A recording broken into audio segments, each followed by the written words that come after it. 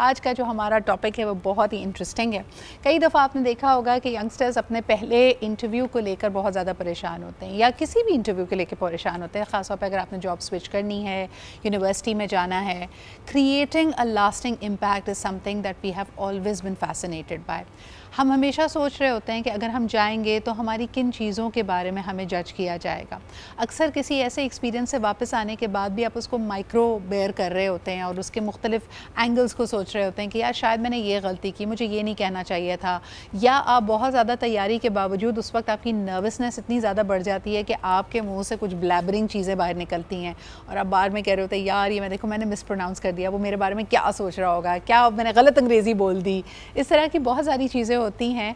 या जाने से एन पहले आपके साथ कोई एक्सीडेंट हो गया, आपके कपड़े ख़राब हो गए, आपके जूते ख़राब हो गए, and then you like oh my god I entered and I didn't make the reaction, I didn't make the the impact that I wanted to make. तो वो इम्प्रेशन मेरा ख़राब हो गया।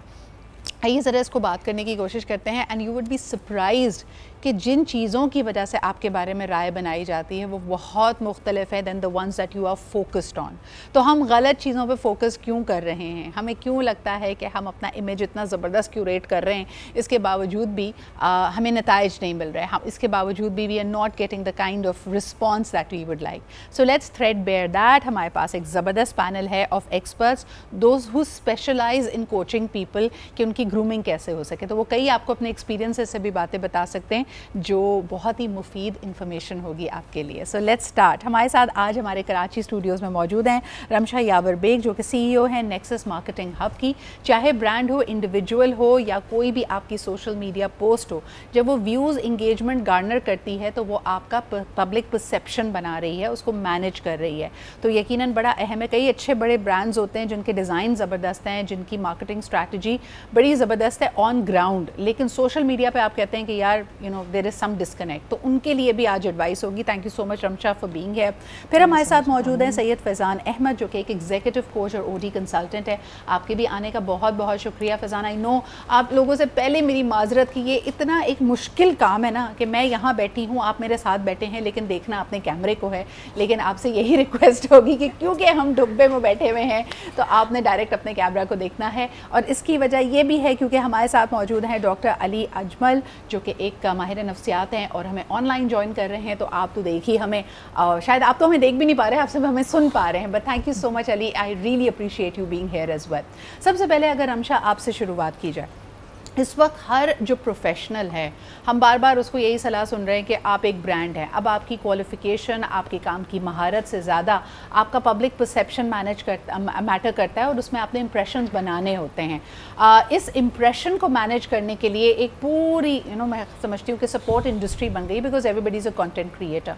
What is the first thing we notice about a professional on their social media जिससे उसका impression बनता है? अस्सलाम वालेकुम। First of all thank you so much for having me today again. और ये जो आपने बात कही कि आजकल हर इंसान एक पर्सनल ब्रांड है, हाँ। तो ये यकीनन आजकल ऑनलाइन प्रेजेंस शायद आपकी नॉर्मली जो फिजिकल प्रेजेंस से ज़्यादा इंपॉर्टेंस रखती है क्योंकि ऑनलाइन आप पूरी दुनिया से कनेक्ट करते हैं, फिजिकली आप चंद लोगों से कनेक्ट कर रहे होते हैं। तो अगर आपको लोगों से कनेक्शन बनाना है, पूरी दुनिया से कनेक्शन बनाना है, try to be real authentic. लोग परफेक्शन नहीं ढूंढते, लोग ढूंढते हैं ऑथेंटिसिटी कि आप क्या देते हैं उनके, आप क्या लेकर आते हैं, क्या नया, क्या असली आप लेकर आ रहे हैं। क्योंकि परफेक्शन हर कोई उसके पीछे भाग रहा है लेकिन ऑथेंटिसिटी बहुत कम लोगों में रह गई है। तो try to be authentic, try to be real, try to bring something new. ऐसा नहीं है कि you should keep yourself in pressure कि नहीं मैं कुछ नया लाऊं तभी मैं ऑनलाइन जाऊं। ऐसा नहीं है क्योंकि इंसान को हमेशा ऐसा नहीं कि ज़रूरी हो नए आइडियाज़ ही आए, वो कुछ नया ही लेकर आ पाए। Try to recreate something. उन लोगों से जिनसे आप इंस्पायर्ड हैं उनके जैसा कुछ करने की कोशिश करें, आहिस्ते आहिस्ते ब्रेक डाउन करें। आप बिल्कुल सही एडवाइस दे रही हैं but I wanted it to be more particular. Faizan, हम जब किसी से मिलते हैं, लाइक आप एक प्रोफेशनल की बात अगर हम करें, एक डेंटिस्ट है, ठीक है, हम उसके पास पहले जाते थे तो हम रेफरेंस से जाते थे, कोई और बताता था कि भाई ये काम बड़ा अच्छा करते हैं, बड़ा ज़बरदस्त इनका काम है, आप इनके पास चले जाएं। फिर हमारा ख़ुद एक एक्सपीरियंस होता था, तो हम नोटिस करते थे कि उसका क्लिनिक कितना हाइजीनिक है, उसका स्टाफ कितना कर्टियस है, उनकी महारत कितनी है अपने काम में, कि जो जैसे हम कहते हैं कि भाई इंजेक्शन लगाया पता भी नहीं चला, दांत निकाला ज़्यादा तकलीफ़ नहीं हुई, तो महारत की बात होती थी। आज जब हम इम्प्रेशन की बात कर रहे हैं, हम इससे पहले कि हम इंतखाब करें कि हमने किस डेंटिस्ट के पास जाना है, हम जाकर उसका इंस्टाग्राम देखते हैं और वहाँ पे देखते हैं कि उसकी फॉलोइंग कितनी है, वो किस किस्म का कंटेंट बना रहे हैं, किस किस्म की बात कर रहे हैं। आपको लगता है कि ये इंसाफ हम करते हैं और ये करना ऐसा सही है? देखिए, over the period of time things have changed, so उसकी वजह से सोशल इन्फ्लुएंस एक बहुत ही रियलिस्टिक चीज़ है जिसको इग्नोर नहीं किया जा सकता। हैविंग सेड दैट, जो प्रैक्टिशनर होते हैं उनके एक्सपीरियंसेस को भी आउटवे नहीं किया जा सकता। So yes, to some extent हम एज अ न्यू जनरेशन या इंक्लिनेशन ऑफ टेक्नोलॉजी की वजह से फोकस ज़्यादा हो गए हैं इंस्टाग्राम पे। हमारे पेशे में तो हम लिंक्डइन प्रोफाइल ज़्यादा देखते हैं क्योंकि वहाँ से ज़्यादा क्रेडिबिलिटी बिल्ट होती है टुवर्ड्स अ कॉर्पोरेट प्रोफेशनल। लेकिन येस, ये चीज़ें मैटर करती हैं और जो भी आजकल के प्रोफेशनल्स हैं वो अपना काम भी कर रहे होते हैं डायरेक्टली या इनडायरेक्टली, कि अपनी सोशल मीडिया की प्रेजेंस को इन्हांस कर सकें। अच्छा, और ये एडिड प्रेशर है, अगर मैं दूसरी तरफ से भी आपसे पूछूं कि आप एक ओडी कंसल्टेंट हैं, क्या आप ये प्रेशर महसूस करते हैं कि आपको लिंक्डइन पे, इंस्टाग्राम पे, फेसबुक पे बड़ा एक्टिव भी रहना है और आपका जो प्रोफेशनल इमेज है उसको लेकर चलना है? Very well said. I think yes, I do a lot of feel pressure at time as well, कि जब मैं बैक टू बैक असाइनमेंट्स में होता हूँ और मैं पोस्ट नहीं कर पा रहा हूँ और कभी कभार दिल भी नहीं चाह रहा होता, लेट्स कॉल स्पेड हियर, कि क्यों ज़रूरी है मतलब डेली मैं बैठ जाऊँ और सारे जगह पोस्ट लेके और ज्ञान बांट कर सो नहीं दिल चाह रहा पोस्ट करने का। अभी 3 दिन तक पोस्ट नहीं किए, बहुत सारी चीज़ें इकट्ठी हो गई हैं, लेकिन इसका मतलब ये नहीं है कि मैं काम नहीं कर रहा। लेकिन एक इम्प्रेशन ये जा रहा है कि चूँकि मैं पोस्ट नहीं कर रहा तो मैं काम नहीं कर रहा, विच इज़ ओके, क्या करें। लेकिन आप भी ह्यूमन है, आपको एक मैटर करती है चीज़ कि अपने हिसाब से लेके चलें। तो इसके लिए जो अच्छा कमा रहे हैं लोग, उन्होंने ये कर लिया है कि आउटसोर्स कर दिया है। जिस तरह रमशा एक डिजिटल एजेंसी में काम कर रही हैं, तो इनके पास आते होंगे बहुत सारे ऐसे लोग जो कि मेरे प्रोफेशन से या आपके प्रोफेशन से ताल्लुक़ रखते हैं। एक एडेड जॉब रिक्वायरमेंट आपकी टीम रिक्वायरमेंट बन गई है। डॉक्टर अली, आपके पास आना चाहूँगी, there is a fine line कि हम कहते हैं कि आपको ये करना पड़ेगा, आपको अपनी सोशल प्रेजेंस बनानी है, जिस तरह उन्होंने कहा कि सोशल कैपिटल, आपकी रेपुटेशन बड़ा इंपॉर्टेंट है आपकी ब्रांड पोजिशनिंग के लिए। लेकिन being active and being over exposed, इन दोनों के बीच का फ़र्क बताइए और इस फ़र्क को हम कैसे अपने लिए एक बाउंड्री कैसे सेट करें? जी देखिए, इसमें जहाँ तक बाउंड्री सेट करने की बात है तो एक्टिव होना या ओवर एक्सपोज होना ये एक हद तक एक ही तरह से हो जाता है अगर आप जेन्युइनली कुछ चीज़ कर रहे हैं। अगर आप जो आपकी प्रोडक्ट है या एज अ पर्सन आप अगर अपने आप को ऑथेंटिसिटी को प्रमोट कर रहे हैं और अपनी चीज़ों को ऑथेंटिक वे में प्रमोट कर रहे हैं। असल में इशू ये है कि देखिए, बहरहाल आजकल की रियलिटी है, हमने इम्प्रेशन तो एक बनाना ही होता है, चाहे आप प्रोफेशनल हैं या आपका कोई प्रोडक्ट है, उसके बगैर तो बहरहाल गुजारा नहीं। लेकिन उसमें दूसरा इशू ये है कि अगर हम ये इम्प्रेशन बिल्ड ना करें तो ऑब्वियसली आप जितने मर्जी जेन्युइन है, आपकी जितनी मर्जी जो अच्छी प्रोडक्ट है, उसका उस तरह से मार्केट नहीं हो सकेगी। लेकिन इसका एक दूसरा एंगल भी है कि आमतौर पे इम्प्रेशन मेकिंग के मामले में हम लोग कुछ ज़्यादा फोकस हो जाते हैं, जिसको हम ओवर एक्सपोज होना भी कह देते हैं। उसमें फिर ये होता है कि कुछ लोग इम्प्रेशन मेकिंग के माहिर होते हैं, जेन्युइन नहीं होते, ऑथेंटिक नहीं होते, लेकिन क्योंकि उनको इम्प्रेशन मेकिंग आता है तो इस वजह से वो अपनी जो एक मैं समझता हूँ कि सब स्टैंडर्ड प्रोडक्ट्स भी हैं या इस तरह की दूसरी चीज़ें, वो भी लोगों की नज़र में एक अच्छा इमेज कायम कर लेते हैं, जिसकी वजह से अल्टीमेटली उनको वक्ती तौर पे कुछ फ़ायदा वगैरह तो हो जाता है। लेकिन अल्टीमेटली इनका नुकसान इस तरह से होता है कि देखें, आप चाहे किसी भी तरह का इंप्रेशन बिल्ड कर रहे हैं, चाहे वो आपका रिलेशनशिप है, चाहे जॉब प्लेस है, या आप किसी भी अपने कस्टमर के साथ इंप्रेशन बिल्ड कर रहे हैं, तो कुछ लोग जो इंप्रेशन बिल्डिंग में अच्छे होते हैं वो बहरहाल कुछ देर के लिए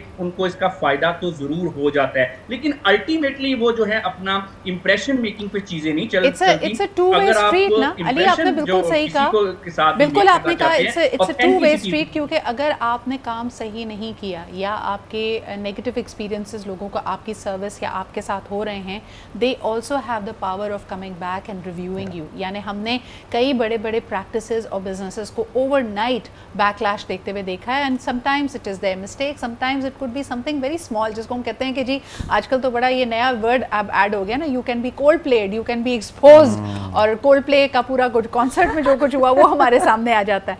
अच्छा जी, इसको ज़रा दूसरे अंदाज में लेकर चलते हैं कि कई दफ़ा आपके परफेक्टली क्यूरेटेड जो इम्प्रेशंस हैं, मैं यहाँ पे ख़ास तौर पे बात करना चाहूँगी ख़वातीन की। उन्होंने एक हम रियलाइज़ कर रहे हैं कि अपना ब्रांड बनाना है, फ्रेश ग्रेजुएट जब वो करेंगी as a young professional, as a youth professional, even as a mid tier professional, उन्होंने कोलैबोरेशंस करनी है, लोगों को ऐड करना है, बट दैट इन इटसेल्फ उनकी पर्सनल लाइफ को कैसे हार्म करता है या उसके अंदर एक क्लैश क्रिएट करता है, ज़रा उस पर भी बात कर लेते हैं। देखिए, हमारे लिए ये फिनोमेना रमशा कदरे नया है कि हम ख़वातीन को और उनकी प्रोफेशनल एम्बिशन को स्पेस दे रहे हैं। हमारे जो कल्चर लैंडस्केप में अभी भी एक खातून से एक्सपेक्ट किया जाता है कि उसकी प्राइमरी रिस्पॉन्सिबिलिटी घर बसाना, बच्चों की देखभाल करना है।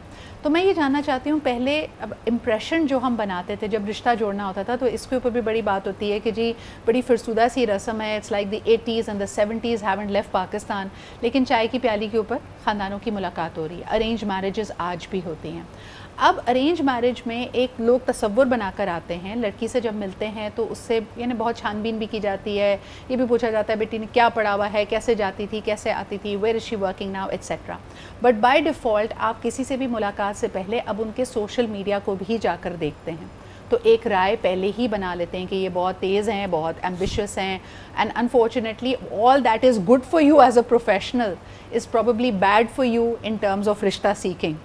ये जो डाइकोटमी है इसके ऊपर ज़रा बात करें कि आप ऑनलाइन देख रही हैं एक ज़बरदस्त कॉन्फिडेंट प्रोफेशनल को जो अपने शोबे के हवाले से बात कर रही है, जिसको लाइक्स भी मिल रही हैं, जिसको इंगेजमेंट्स भी मिल रही हैं, लेकिन उसी चीज़ का फ़िल्टर एक बिल्कुल मुख्तलिफ होगा अगर उसको देखने के लिए रिश्ते वाले आ रहे हैं। लोग कहेंगे ओहो ये तो इसको तो फ़र्क ही नहीं पड़ता, ये तो इतनी पब्लिक फेसिंग है, and that you know is a tight rope to walk. What would you से?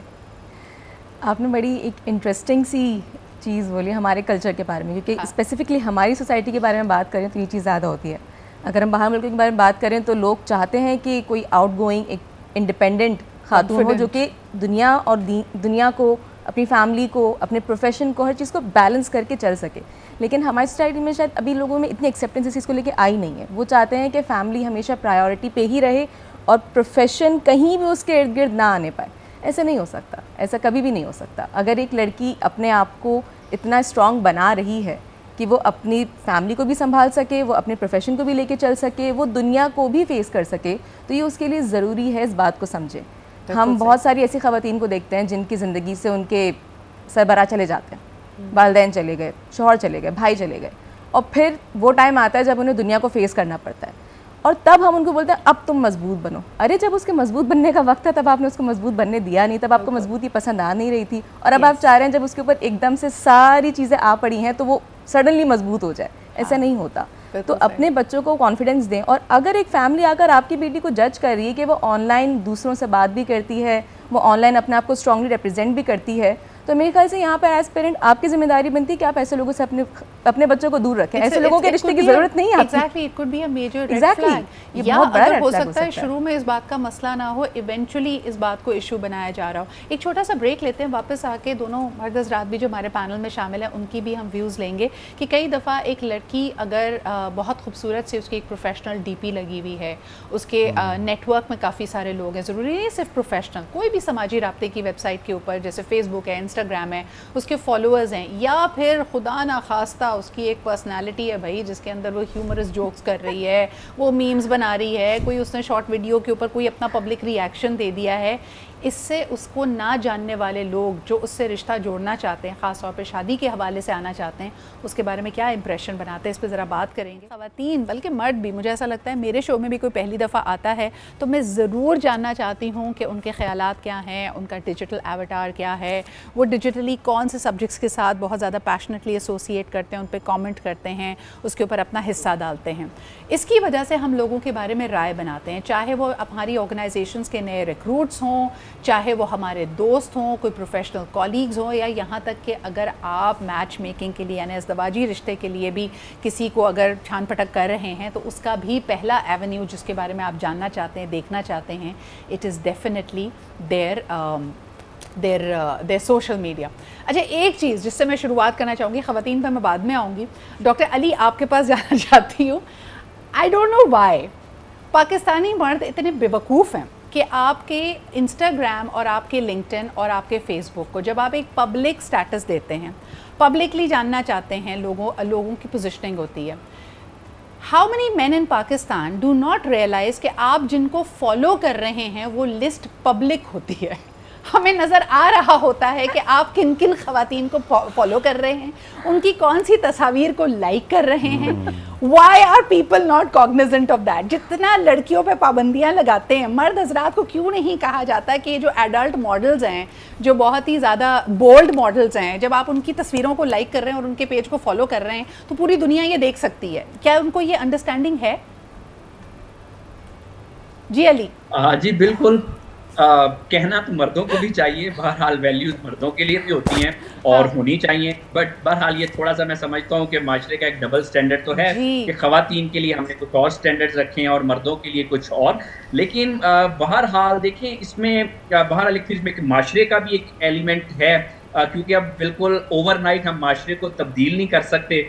तो ख़वातीन के ऊपर कुछ ऑब्वियसली ज़्यादा उनको जज किया जाता है, जो कि मैं समझता हूँ गलत है, नहीं किया जाना चाहिए। क्योंकि बिल्कुल जितने मामलात अगर ख़वातीन के हैं तो मर्दों में भी तो उतने ही मैं समझता हूँ मॉरल वैल्यूज़ होनी चाहिए।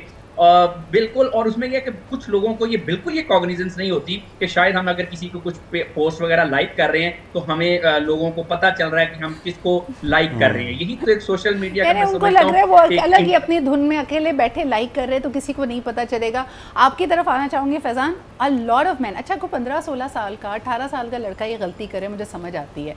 मैं ये देख रही हूँ 30 से 50 साल की उम्र के पुख्ता उम्र के मर्द, उनको ये नहीं पता कि ये जो ब्लॉन्ड बॉम्ब शेल्स को वो लोग फॉलो करते हैं इंस्टाग्राम पे और लाइक कर रहे हैं या उनकी फॉलोइंग में हैं वो, तो इसमें हमें ख़वातीन को कोई बाल की खाल नहीं निकालनी। ये नॉर्मल पब्लिक व्यूइंग में आपने ये चीज़ें रखी हुई हैं, क्या कहेंगे?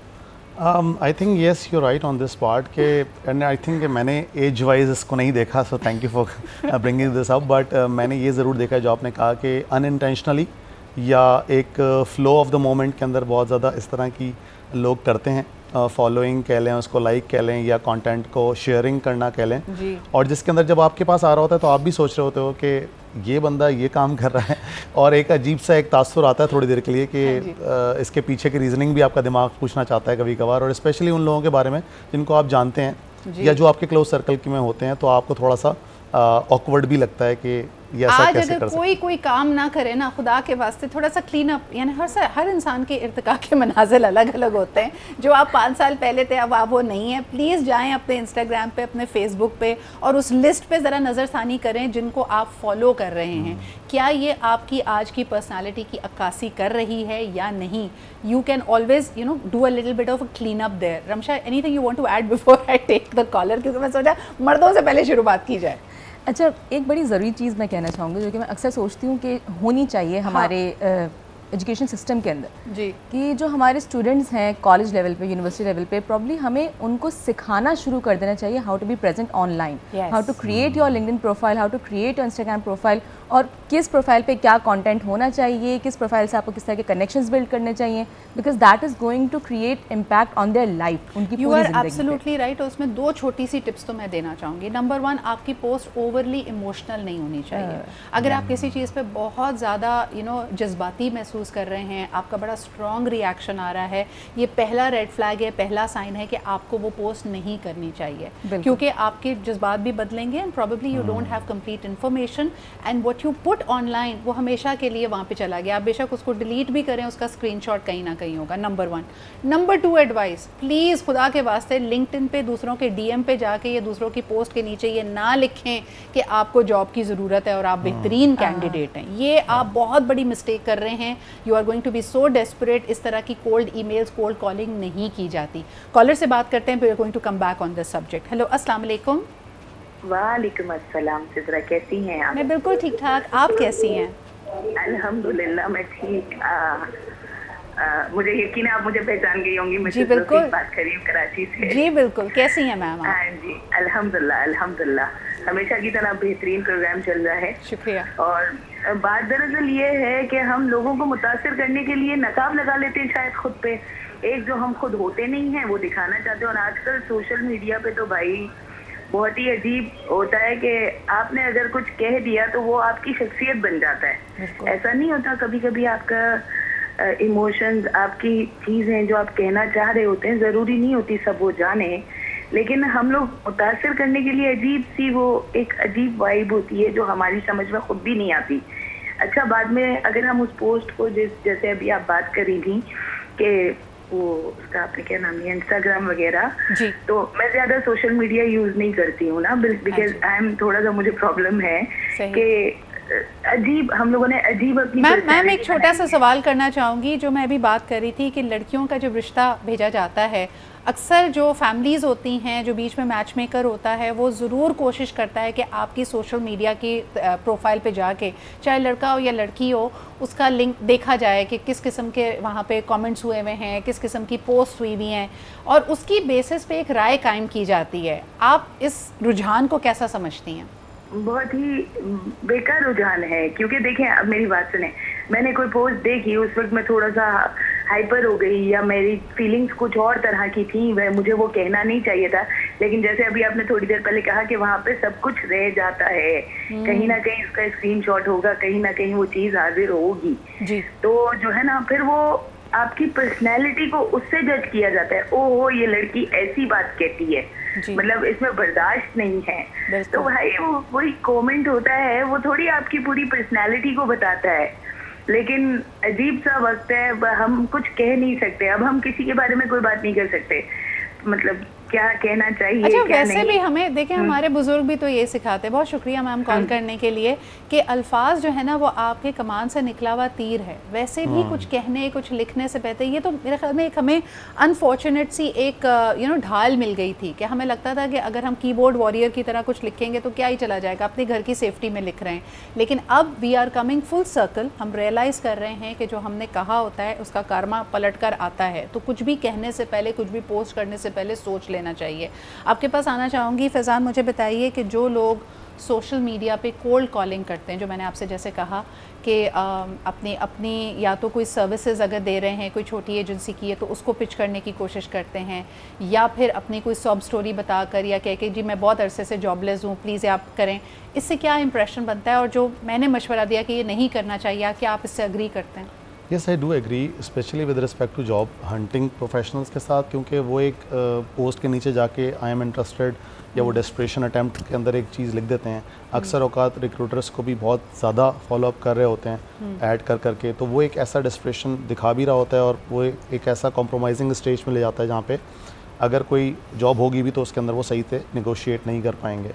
सो ये दोनों एस्पेक्ट में जॉब हंटिंग के हवाले से मैं समझता हूँ ये चीज़ बहुत गलत है, क्योंकि उसकी एक राइट अप्रोच होती है कि आप रेलेवेंट पीपल को ऐड कर लेते हैं या उस कंपनीज को फॉलो कर लेते हैं, और ऑब्वियसली जॉब पोस्टिंग तो आ ही रही होती है, उनके थ्रू आप अप्रोच कर लेते हैं या डायरेक्ट सीनियर प्रोफेशनल्स को या तो आप फॉलो करते हैं या लाइक करते हैं, और उसके बाद उनका जो अदर इनबॉक्स होता है, या अगर आपके पास डायरेक्ट इनबॉक्स की आपको एक्सेस मिल गई है किसी भी वजह से, तो अगर आप बार बार इस तरह की ईमेल्स करेंगे, मैसेजेस करेंगे, अगला बंदा आपको ब्लॉक ही करेगा, और क्या कर सकते हैं। हो भी जाता है, और बहुत होना भी चाहिए इस कॉन्टेक्स्ट के अंदर, क्योंकि जाहिर सी बात है, नोबडी वांट कि आप उसको इरिटेट कर दें इस लेवल पे जाके। लेकिन आई थिंक जो एजेंसी बिजनेस हो गया या कंसल्टेशन बिजनेस हो गया, इसके अंदर कोल्ड अप्रोच होती है, और ये इंटरनेशनली लोग करते हैं। मुझे भी काफ़ी लोग अप्रोच करते हैं डिफरेंट सोल्यूशंस के लिए, डिफरेंट सर्विसेज के लिए, लेकिन उसका एक तरीक़ेकार है, they approach you but they then wait for your response. ऐसा नहीं होता। छोटा सा ब्रेक लेते हैं, वापस आएंगे, कुछ ज़रा बेसिक साइकोलॉजी की भी बात कर लेंगे। अगर आपने अक्सर लोगों को देखा हो जो एस्थेटिक ट्रीटमेंट्स कराए जाते हैं, उसकी वजह यह है कि एक गोल्डन रेशो है आपकी फेस हार्मनी का जो लोग पाना चाहते हैं, और कहते हैं कि ये बेहतरीन इंप्रेशन क्रिएट करता है। अल्लाह ताला ने इंसान को हुस्न परस्त बनाया है, अच्छी अट्रैक्टिव शक्लें हम पे इंप्रेशन ऑफकोर्स बनाती हैं और हमें अपनी तरफ रिझाती हैं, और यही वो स्टैंडर्ड है जिसको पाने की लोग कोशिश कर रहे होते हैं। आइए ज़रा पता करते हैं कि वो कौन सी चीज़ें हैं जो आपके बारे में सबसे पहले नोटिस की जाती हैं। और लोग माइक्रो सेकेंड्स में, देखिए इंस्टिंक्टिवली हम किसी के बारे में राय बनाते हैं, पहले 5 सेकंड में, 10 सेकंड में, उसके बाद आपने जो भी बोला it is like redoing it. वैसे तो बहुत सारे अब आपको रिलेशनशिप कोचेज़ और पर्सनैलिटी कोचेज़ ये कहेंगे कि लोगों को दूसरा मौका देना चाहिए। पहली, डोंट जज a book by the cover, पहली मुलाकात से इम्प्रेशन ना बनाएं, लेकिन 80 से 90% बारी जो आपका पहला इम्प्रेशन होता है, जो आपकी इंस्टिंक्ट, जो आपका गट कहती है एक इंसान के बारे में, वो सच ही साबित होता है, because you are not over thinking, you are just picking up on basic pure instinct. Ali, आपकी तरफ लेके आना चाहूँगी, पहली चीज़ हम किसी के बारे में क्या नोटिस करते हैं अगर हमने ये जज करना है या दिल में ये फैसला करना है कि क्या ये शख्स भरोसे के काबिल है या नहीं, तो हम क्या चीज़ उसके बारे में सबसे पहले नोटिस करते हैं? देखिए, सबसे पहले जो चीज़ हमें किसी की इन्फ्लुएंस करती है वो होती है सामने वाले बंदे की वाइब। उसके बाद कि how someone is saying himself और हरसेल्फ। असल में होता ये है कि जो हमारी बेसिकली वाइब है, हमारी पर्सनैलिटी, ये मुख्तलिफ जो चीज़ें हैं उनका एक सम होती है।